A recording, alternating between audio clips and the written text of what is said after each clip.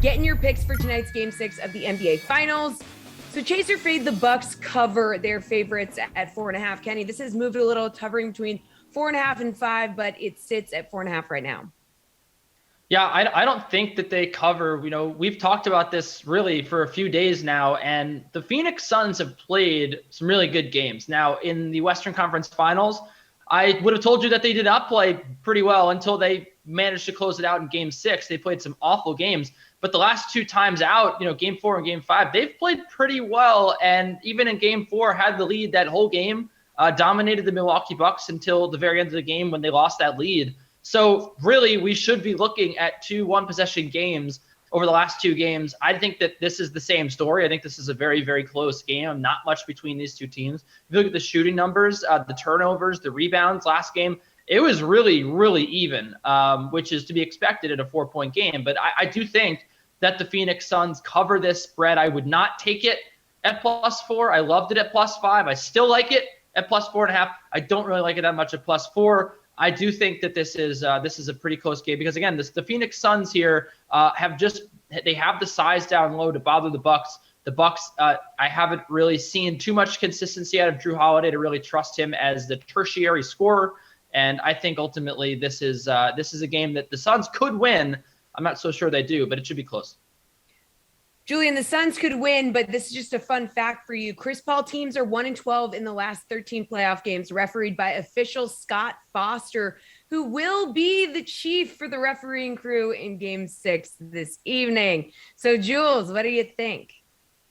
Not just 1-12 straight up, but also 1-12 against the spread in those games and 0-12 over the last 12. So we're talking years ago, the game that Chris Paul won and covered with Chris Paul, with Foster officiating. I don't know. My brain's in a pretzel this entire postseason. We keep coming on these segments and trying to pick these games, and like Game 4 went with the Suns to bounce back in Milwaukee. Shame on me. They led the whole game, almost got their miraculous Bucks cover. Even if the Bucks were going to win that game, the odds of them covering were ridiculous, and they pulled that out. Game 5, go right back to the Suns. It's fine. They'll bounce back at home, up 16 in the first quarter, blow it, come back, have a chance to win the game. Another game losing turnover by the Suns. It was Chris Paul in Game 4. It was Devin Booker in Game 5. I was ready to just dive in head first again and say, give me the Suns here. This is the spot where, Milwaukee got the road win. They're going to close it out at home, and I'll be contrarian and go Phoenix. And then it seems like everybody piled on the Suns, and now we have the Scott Foster news, which makes it so tough to back the Suns. I don't know if I can take Suns money line in this game, but with the points, like Kenny said, like these last 2 games have come right down to it. Phoenix could have won. Phoenix makes 2 more late game shots. They win this series in 5. If they split the bad bounces, Milwaukee's looking at an elimination game at home, but both of them went the Bucks' way. I think one of them has to go the Suns' way, or at least just keep it into, a 1-possession game down the stretch. So I will go right back to the Suns and take the points, but a lot of things pointing against it, I guess, in this spot. Okay, Nick, go ahead. All right. Well, these guys laid everything out pretty well, conveniently, so I don't have a ton to say. I mean, I will add the stat that I mentioned on the show yesterday. 11 times in NBA history has a team been up 3-2 with a chance to close the series at home in a Game 6. And 10 of those 11 times, the team has won straight up. So with that, coupled with the Scott Foster stat that you threw out, the numbers are certainly in favor of the Milwaukee Bucks. But as someone who lives in Milwaukee, has lived in Wisconsin my entire life, I know better than to trust the Milwaukee Bucks. I'm expecting a loss. If they win, great.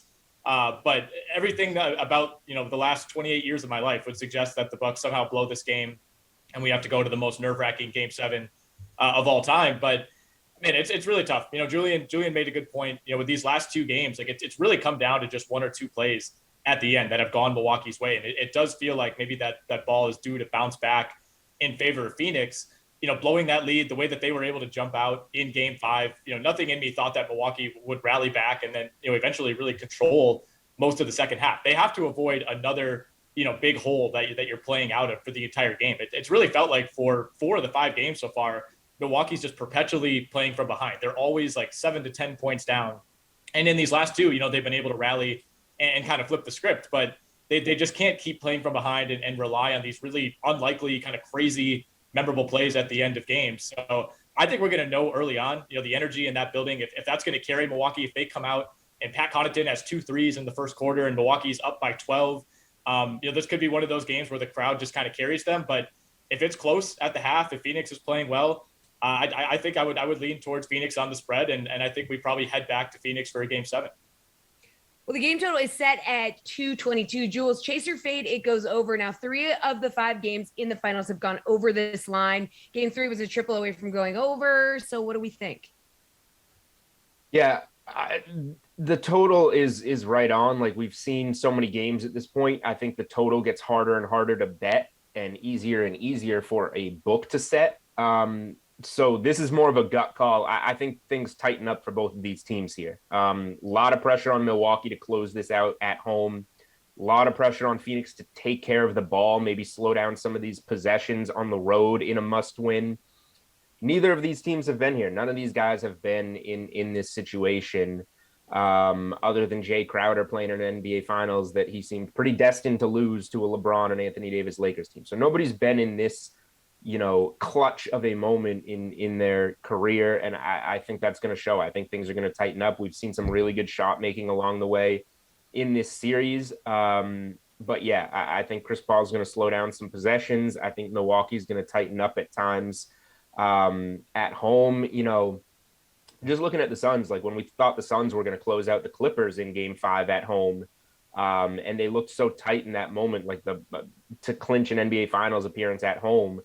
I think we're going to see some similar stuff from Milwaukee, and we can't overrate the desperation that Phoenix has in this spot.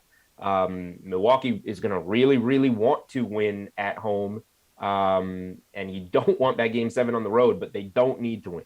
The Suns need to win, and I think that desperation just at this stage of the season is going to show. So I think that we get a grinder in this one without really even using any numbers to back it up.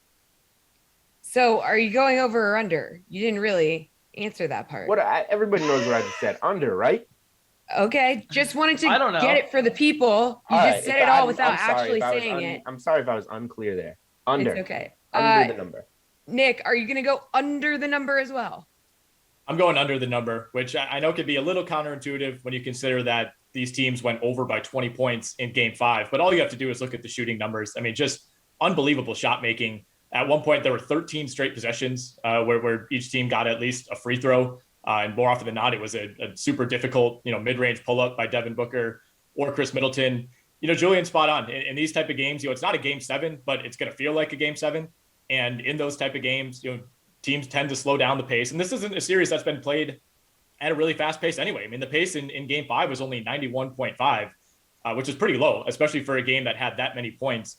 But again, it was just a crazy shooting performance by both teams that simply is not remotely sustainable.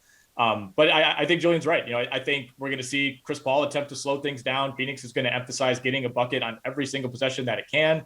I think we're going to see the same from Milwaukee, maybe not intentionally.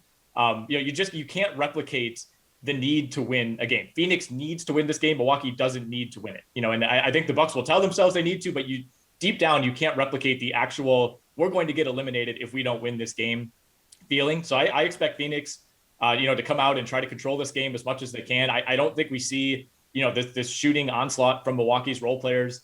They shot 50% from 3 in game 5. I think it's a tighter game. I think it's a slower game, and I think it's a lower scoring game. Kenny, what do you think? Are you going to go under the number 3 for 3? Yeah, I will. And I will save you the talk. I love that Julian was like, let's talk about everything except for the numbers here. We talked numbers about are enough. Overrated, Kenny. We all know that. How much there's pressure. I agree with you. Sometimes I don't talk about the numbers, but I'll just give you some pretty damning numbers here for the over anyway. I mean, it's bad for the over, good for the under, right? That's what that sentence means. The pace was 91.5 last game. I mean, that is the lowest pace we've seen all series long. I realize that the over has gone over 3. The over has hit 3 times in this series, but they've really been fluky. If you look at the pace, it's been very slow. 94.5, 97, 97, and 91.5. This is a Bucks team that was consistently operating over 100 as a pace rating this year. They were top 3 in pace. They thrived in transition. This has just not been that series for them. They've played a lot of half-court sets. And when you look at the offensive and defensive ratings for Milwaukee, and this is where it gets really interesting for me, this was their second best offensive outing since game 2 of their opening round series against the Miami Heat. Conversely, it was their second worst defensive performance after they gave up a gazillion points to the Nets in game 2 of that series. This is just not the basketball that Milwaukee's played. They've played very good defense all postseason long, and they have really struggled in the half-court sets all postseason long. So I would believe that last game was a complete outlier. I would continue to take the under here. The under has been the right bet almost in every single game, although it's only hit once and pushed once.